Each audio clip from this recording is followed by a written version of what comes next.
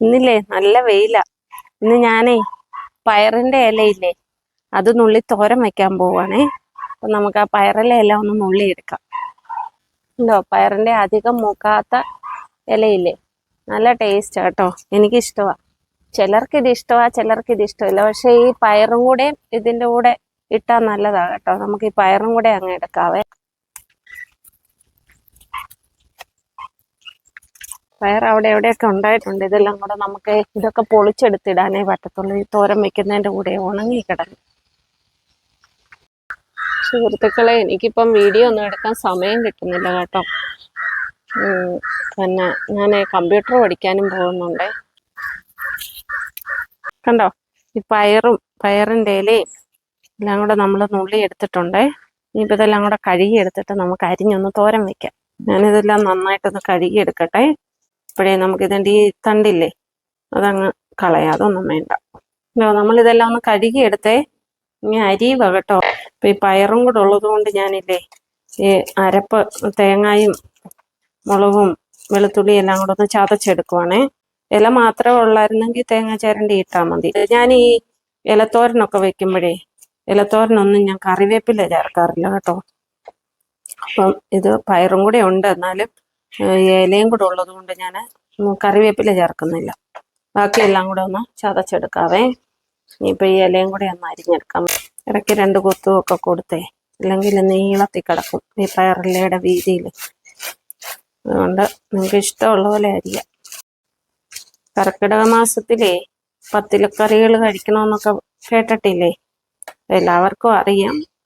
പിന്നെ നമ്മുടെ വീട്ടിലുള്ള ചില കറികളൊക്കെ കഴിക്കാം. മുരിങ്ങയില മാത്രം കർക്കിടക മാസത്തിൽ കഴിക്കില്ലെന്ന് പറയും കേട്ടോ. ഇതിന് കട്ടുണ്ടെന്നാ പറയുന്നത് മുരിങ്ങയിലയ്ക്ക്. നമ്മൾ ഈ അരിഞ്ഞ ഇലയില്ലേ വീണ്ടും കുനുകുനാന്ന് അരിയണമെങ്കിലേ ഇങ്ങനെ ഒരു പിടി വാരി എടുത്തിട്ട് ഇങ്ങനെ അരിഞ്ഞാൽ മതി.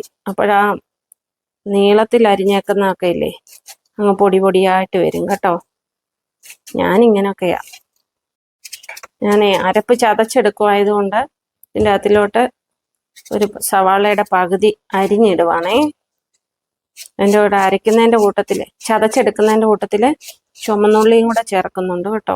തേങ്ങ ചിരകിയത്, മഞ്ഞൾപ്പൊടി, വെളുത്തുള്ളി, ചുമന്നുള്ളി, പിന്നെ ഇത് കണ്ടോ കരണം പൊട്ടിമുളക്, ഉണ്ടമുളക് എന്നൊക്കെ പറഞ്ഞ് ഇതിനൊരു പ്രത്യേക മണം. അപ്പൊ ഇതെല്ലാം കൂടെ നമുക്കൊന്ന് ചതച്ചെടുത്തോണ്ട് വരാം. ചീനച്ചട്ടി ചൂടായിരിക്കുവാണേ.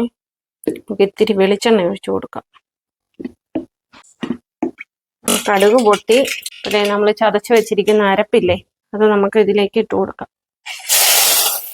പയറില അരിയുമ്പോൾ ഒരു നല്ലൊരു മണമാണ്. എനിക്ക് ഭയങ്കര ഇഷ്ടമാണ് പയറില അരിയുന്ന മണം. ഈ അരപ്പിൻ്റെ അതിൻ്റെ എല്ലാം കൂടെ മണമാകുമ്പോൾ നല്ല ഒരു നമുക്കെല്ലാവർക്കും ഇഷ്ടപ്പെടുന്ന ഒരു മണമാണ്. അല്പം ഉപ്പുനീരും കൂടെ ഒഴിച്ചു കൊടുക്കുവാണേ. നമ്മുടെ പയറും പയറിലയും കൂടെ നമുക്ക് അങ്ങ് ഇട്ട് കൊടുക്കാം.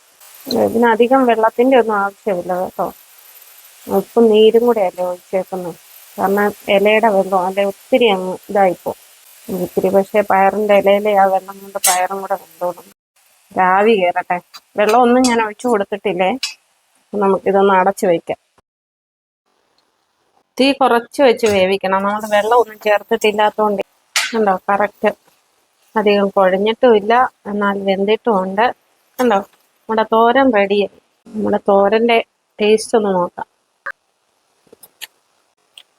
സൂപ്പറാ കേട്ടോ. നല്ലൊരു പ്രത്യേക ടേസ്റ്റാ ഈ പയറിന്റെ ഇല തോരൻ വയ്ക്കുന്നത്. അപ്പൊ അടുത്തൊരു വീഡിയോയിൽ കാണാം. ബൈ.